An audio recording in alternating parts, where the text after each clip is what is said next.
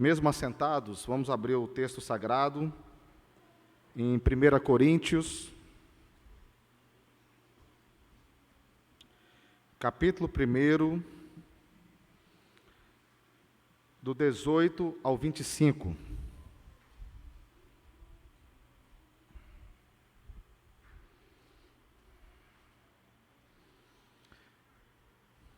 Primeira carta do apóstolo Paulo à igreja de Coríntios, no capítulo 1, dos versos de 18 a 25.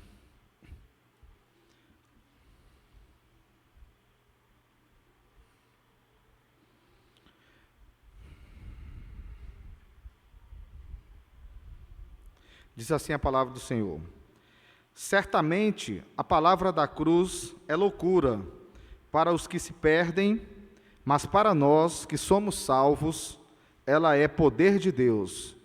Pois está escrito: destruirei a sabedoria dos sábios e aniquilarei a inteligência dos inteligentes. Onde está o sábio? Onde está o escriba? Onde está o questionador deste mundo? Não é fato que Deus tornou louca a sabedoria deste mundo? Visto que, na sabedoria de Deus, o mundo não o conheceu por sua própria sabedoria. Deus achou por bem salvar os que creem por meio da loucura da pregação. Porque os judeus pedem sinais e os gregos buscam sabedoria, mas nós pregamos o Cristo crucificado, escândalo para os judeus, loucura para os gentios. Mas, para os que foram chamados, tanto judeus como gregos, Cristo é o poder de Deus e a sabedoria de Deus, porque a loucura de Deus é mais sábia do que a sabedoria humana, e a fraqueza de Deus é mais forte do que a força humana. Senhor, fala aos nossos corações, pela Tua graça e misericórdia, prepara as nossas mentes, não deixe que nada possa, neste momento, roubar aquilo que o Senhor quer tratar conosco nesta noite. Entrega a minha vida diante de Ti, que eu possa ser fiel na exposição das Sagradas Escrituras. Entrego a vida dos meus irmãos, para que qualquer ansiedade, qualquer perturbação, qualquer dificuldade, qualquer tipo de pensamento que possa tirar a nossa atenção, seja neste momento repreendido em nome de Jesus. E que possamos, meu Deus, estar atentos àquilo que o Senhor quer tratar conosco nesta noite. Assim que nós te oramos, em nome dEle, amém. Irmãos, uns falam que Jesus foi um grande sábio, um grande mestre, alguém que tinha uma capacidade intelectual acima da média, que tinha um QI talvez não observado em toda a história da humanidade. Outros falam que Jesus foi um grande profeta, um homem de Deus, alguém que tinha, como qualquer outro, como João Batista, como os patriarcas, como Elias, como Eliseu, como Daniel, uma função muito importante do ponto de vista teológico, espiritual, religioso, ao pregar a respeito de Deus. Outros falam que Jesus foi simplesmente um homem comum, como qualquer um de nós, mas que teve uma importância histórica.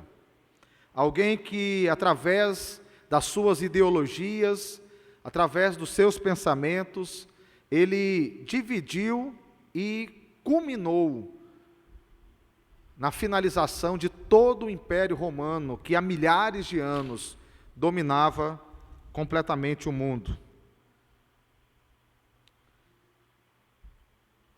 Mas nada disso importa, porque na verdade só existe duas únicas formas de nós olharmos a história de Jesus e definirmos quem de fato foi Jesus, ou quem é Jesus. Ou Jesus foi um grande louco, alguém completamente perturbado da cabeça, alguém que não tinha o que fazer, um grande esquizofrênico, que imaginava ser algo, que imaginava ser o Filho de Deus, como ele mesmo dizia, que imaginava que nas suas palavras tinha algum tipo de poder, ou em alguma das suas ordenanças, algo sobrenatural poderia acontecer. Vamos abrir um parênteses aqui, vamos trazer a imagem agora do Henry Christie, de que 20 anos para cá, quando a gente olha na televisão e vê aquele cara falar, a gente não tem dúvida, aquele cara é um louco, aquele cara é alguém perturbado, é um esquizofrênico, o cara anda com a coroa na cabeça, fica dizendo que faz milagres, que é filho de Deus. Ou Jesus foi alguém extremamente perturbado do ponto de vista mental, ou ele foi alguém que ele mesmo dizia que era, o próprio Deus. Não há outra possibilidade.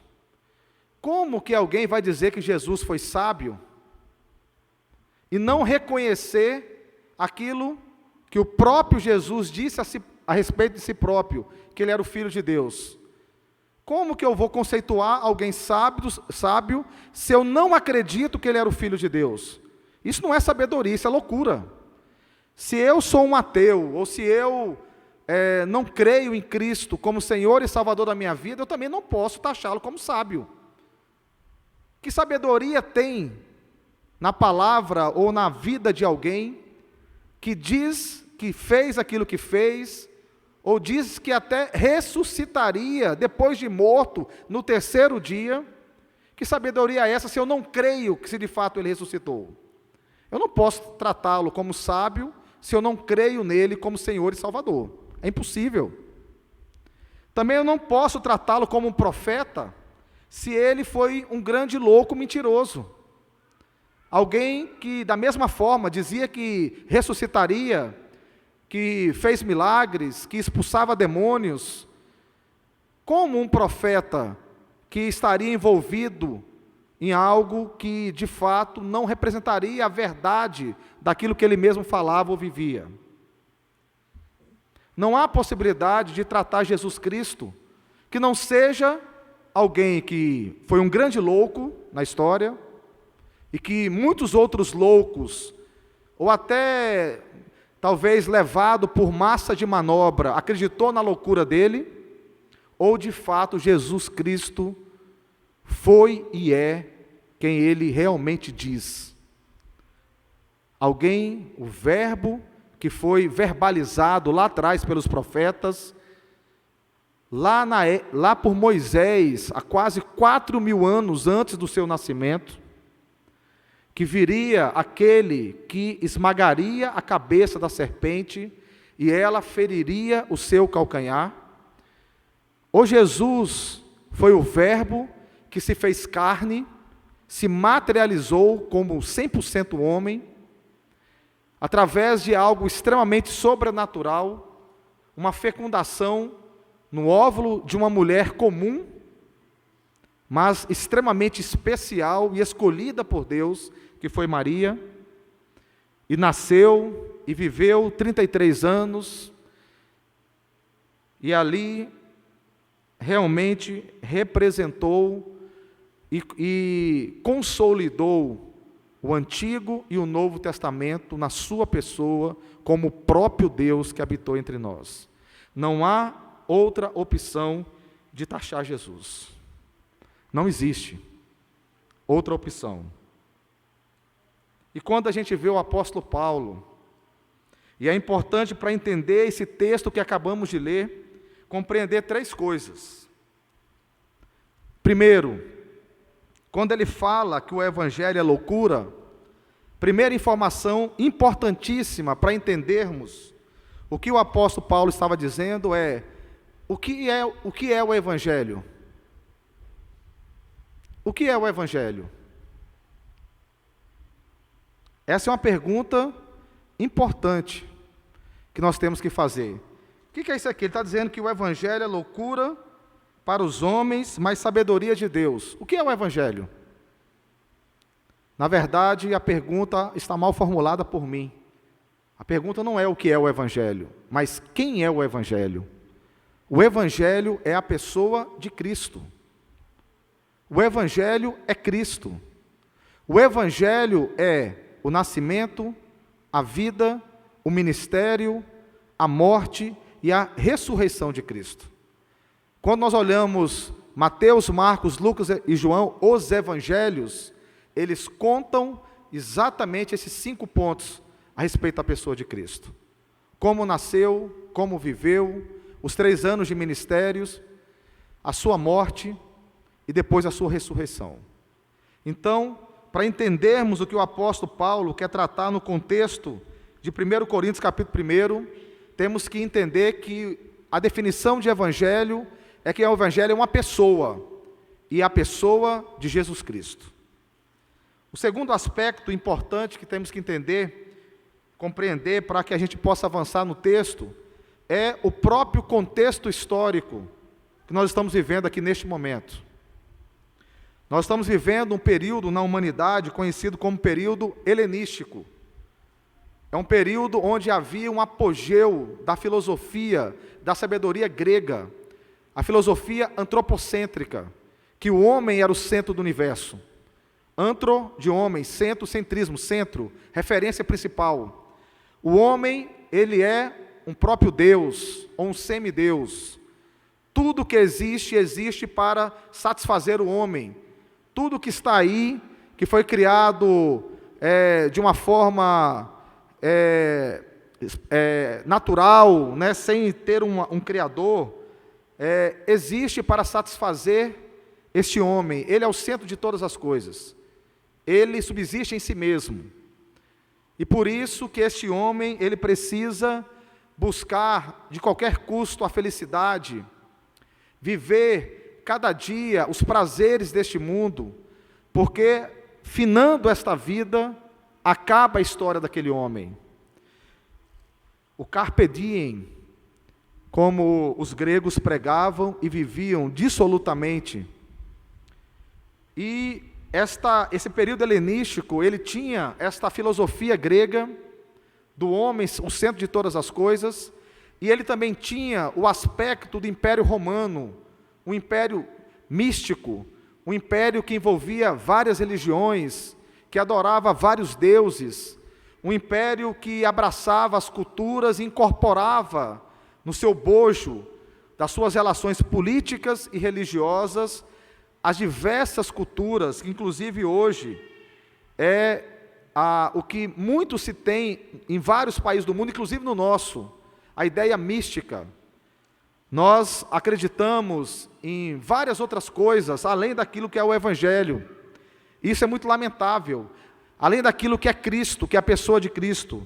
Porque nós somos místicos. A gente acredita naquilo que o Espiritismo fala sobre energia. A gente acredita naquilo que os judeus falam sobre o aspecto da tradição, do cumprimento rigoroso da lei. Inclusive em aspectos mais seculares, mais externos, não tão primordiais, de lavar as mãos, de ter um cuidado, de ter uma tradição religiosa, né, de estar sempre na igreja, porque estar na igreja significa estar perto de Deus, né? Isto é algo extremamente místico, não tem absolutamente nada a ver com estar perto de Deus. Nós cremos em coisas que acabam nos influenciando, né? Se eu falasse aqui que ao final deste culto nós íamos afastar os bancos, jogar uma bolinha aqui na igreja, talvez muitos iriam se escandalizar, porque a gente tem a ideia do catolicismo romano, que isso aqui é algo sagrado, esse templo aqui é algo onde Deus habita, como veio também da cultura judaica.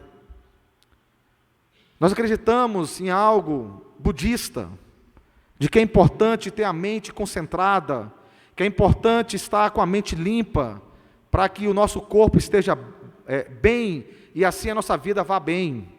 Nós temos um misticismo, que era exatamente aquilo que era incorporado no Império Romano, que influenciou gerações, influencia até hoje, as gerações de 2000 anos para cá. Esse período helenístico de fusão entre a cultura, entre a filosofia grega, do antropocentrismo, o homem como centro do universo, e o misticismo religioso, é esse o contexto que está vivendo o apóstolo Paulo ao escrever essa carta. E a terceira informação importante, o endereço da carta aos Coríntios.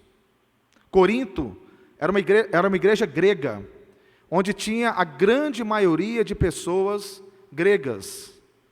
E é por isso o cuidado do apóstolo Paulo em trazer e, ironicamente, falar que a loucura do Evangelho é sabedoria de Deus. Mostrar para aquelas pessoas que tinham esta influência antropocêntrica, do homem como centro, e uma outra parte, judeus, que tinham a ideia mística, pagã, né, de que existiam outros deuses, ou outras formas de chegar até Deus. É por isso que o apóstolo Paulo escreve esse texto que acabamos de ler. Então, irmãos, entender o conceito de que o evangelho que ele fala aqui é sobre a pessoa de Cristo, sobre a vida de Cristo. Segundo, entender o contexto histórico, que é entre o aspecto da filosofia grega, de que o homem é o centro de tudo, e o misticismo romano. E o terceiro aspecto, o endereço, o contexto da igreja, que tinha um grupo formado exatamente por gregos e judeus, que brigavam entre si, através das suas influências que recebiam culturais e religiosas, e que faziam uma salada mista, nesses aspectos de conceitos, de princípios, de valores, dentro daquela igreja. E aí o apóstolo Paulo começa a carta aos Coríntios, indo com os dois pés, como a gente fala no popular, nos peitos daquela igreja, daquelas pessoas. O apóstolo Paulo, em outras palavras, está falando aquilo que eu acabei de falar na introdução da mensagem, na primeira parte da mensagem. Olha, vem cá, vocês que estão aí, que são gregos ou judeus, deixem de ficar filosofando, deixem de ficar atribuindo conceitos a respeito de Jesus. É o seguinte, ou vocês consideram Jesus um louco, ou vocês consideram Jesus o Senhor e Salvador da vida de vocês. Não tem outra opção. E eu vou dizer por quê. E aí ele começa então o primeiro capítulo, e chega no ápice desse primeiro capítulo, nesse trecho que nós lemos, dos versículos 18 aos versículos 25. Vamos voltar para o texto agora, depois de entender o conceito que o Evangelho é Cristo, o contexto do período helenístico, filosofia grega e a cultura romana, e de entendermos o contexto da igreja de Coríntios, formado por gregos e romanos. Vamos voltar para o texto e reler e fazer a exposição do texto. Vamos lá? Certamente, a palavra da cruz, certamente, com toda a convicção, não há quem diga o contrário, a palavra da cruz é loucura para os que se perdem, mas para nós que somos salvos, ela é poder de Deus. Paulo começa o texto tratando sobre a palavra da cruz, sobre a pessoa de Cristo, sobre o Evangelho, dizendo o seguinte: olha, todos aqueles que não foram predestinados por Cristo, a palavra de Deus, a palavra da cruz, é loucura para eles. Mas para nós, que somos salvos e escolhidos por Cristo, ela é poder de Deus. Irmãos, isso é muito forte. Se Cristo não é a sua sustentação, a rocha da sua vida, a estabilidade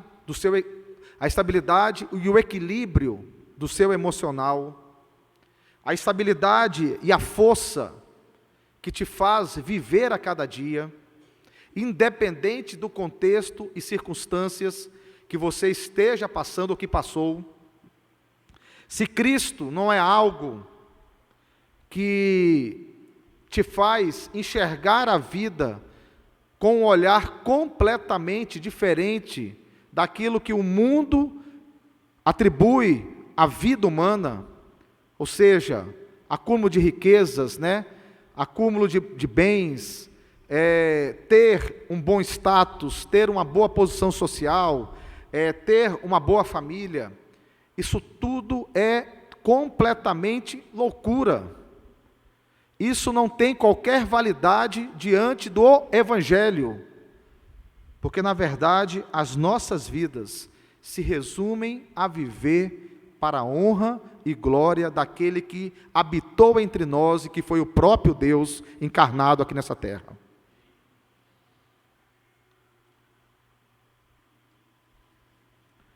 A primeira aplicação que nós temos que ter é que a palavra da cruz, o Evangelho, é poder.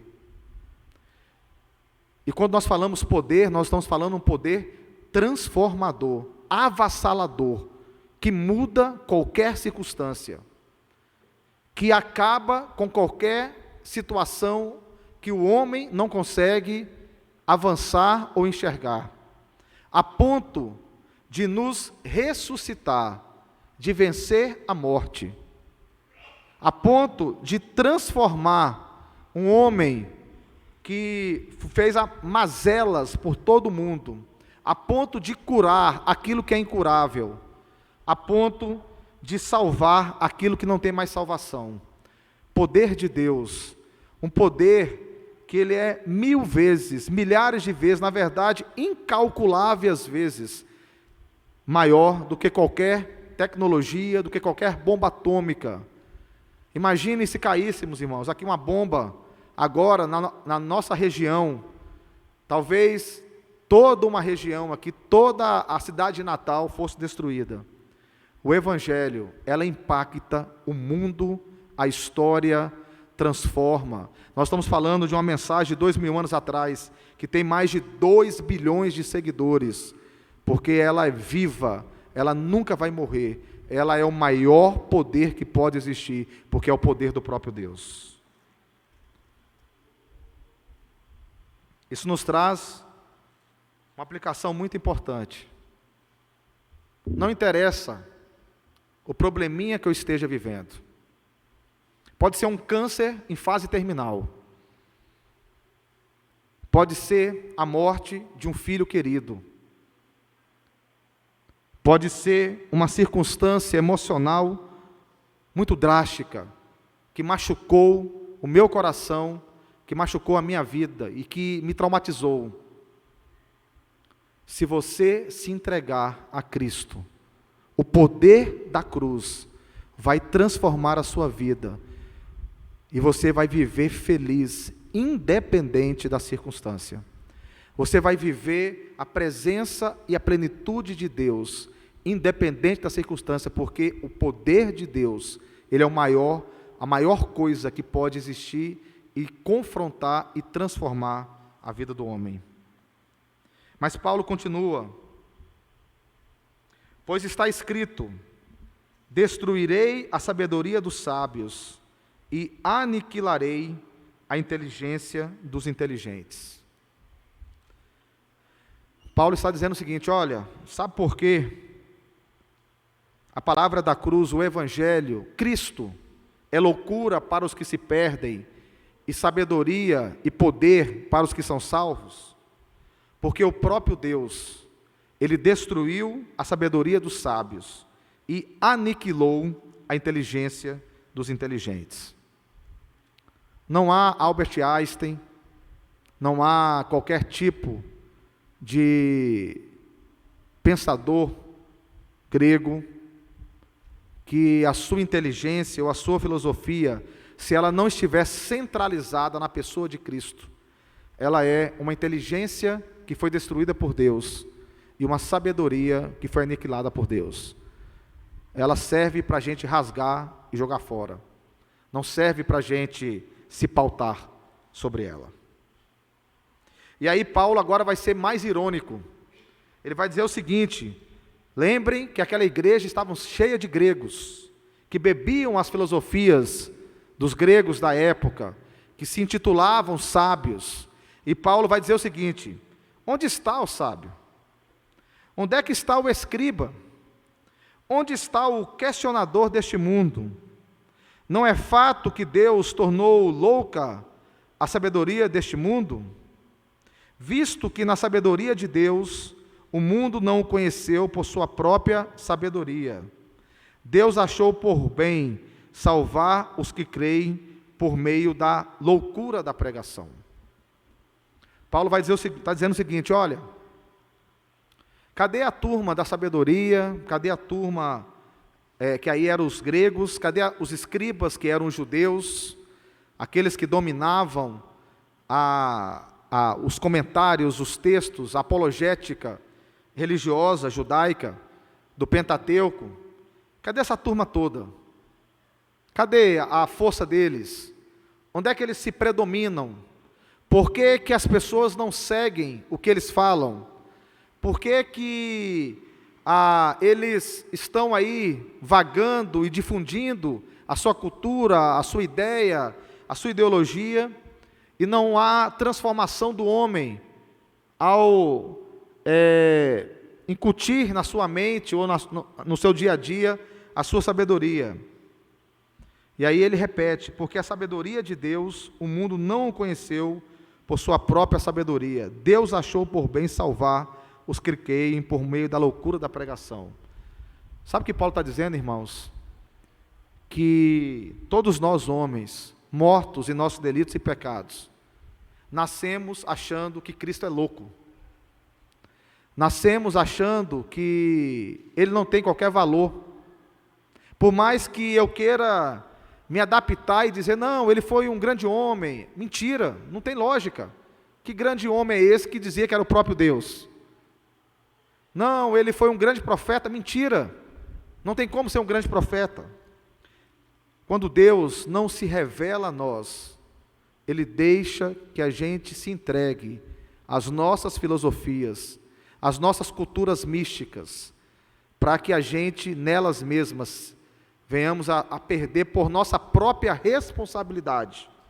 Isso é uma questão sobrenatural, extremamente espiritual, porque nós simplesmente não temos a capacidade de enxergar a Deus, porque só enxergamos a Deus, só enxergamos Deus e a sua sabedoria e o seu poder quando Ele vem e se revela a nós através do poder da palavra da cruz.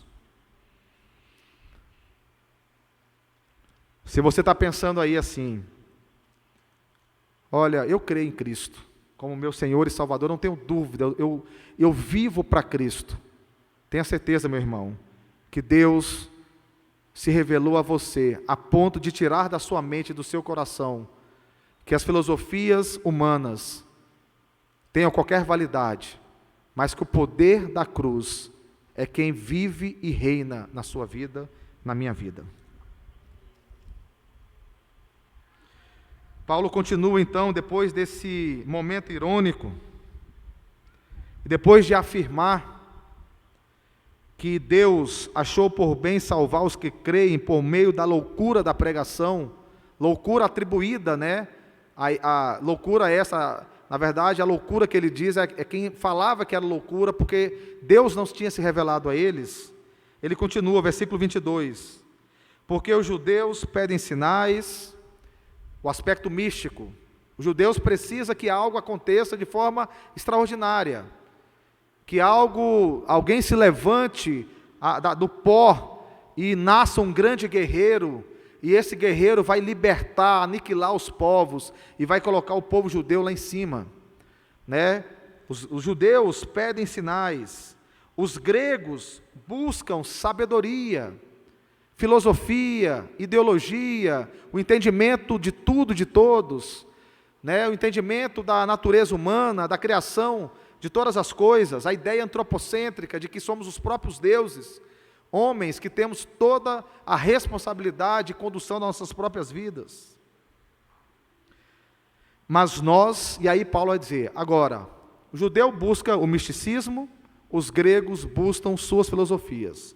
Agora nós, que Deus se revelou a nós, mostrando que Ele se fez carne e habitou, revelando o Evangelho, revelando a sua própria pessoa a nós. Nós pregamos o Cristo crucificado, escândalo para os judeus, Poxa, mas por que escândalo para os judeus? Claro, se os judeus queriam um grande guerreiro, alguém que levantasse, e ao ver que este guerreiro, que este homem libertador, o Messias, é alguém que foi crucificado, aquilo é um escândalo. Isso é uma afronta, isso é algo que destrói o pensamento, a religiosidade judaica.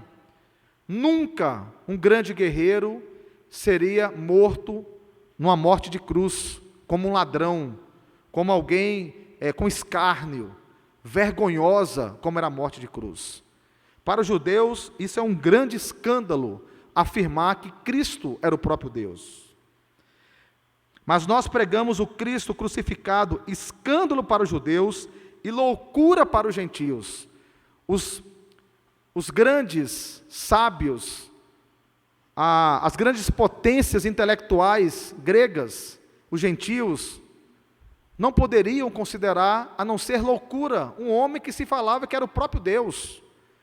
Um Deus, um homem acima de todos os outros. Não, cada um de nós somos o nosso próprio Deus, somos iguais, mas somos o centro, na verdade a nossa raça é o centro de todas as coisas. É loucura esse tipo de mensagem da cruz. Para os judeus era um grande escândalo, era uma afronta, era algo que pesava contra tudo aquilo que eles criam. Para os gregos era uma grande loucura, era uma esquizofrenia, dizer que aquela cruz, ou que o poder da cruz tinha qualquer significado. Mas, versículo 24, para os que foram chamados, aí não interessa mais agora se é judeus ou gregos, brasileiros, argentinos ou qualquer raça humana.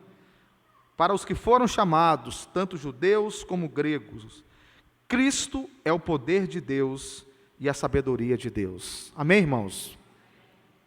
Cristo é o poder de Deus e a sabedoria de Deus. Não tem nada mais sábio. Você pode não ter o primeiro grau, mas não tem nada mais sábio do que você ter o entendimento que Cristo é o Senhor de todas as coisas. Isso é mais sábio do que qualquer modelo matemático descoberto há 2000 anos atrás para cá. Isso é mais sábio do que a construção de toda uma sociedade, maias, astecas e incas na América Central. Isso é mais sábio do que a descoberta de todas as galáxias, de toda a tecnologia, de fazer operação à distância, por vídeo monitoramento e por robôs. Não tem nada mais sábio do que simplesmente crer de todo o coração de que Cristo é o Senhor de todas as coisas.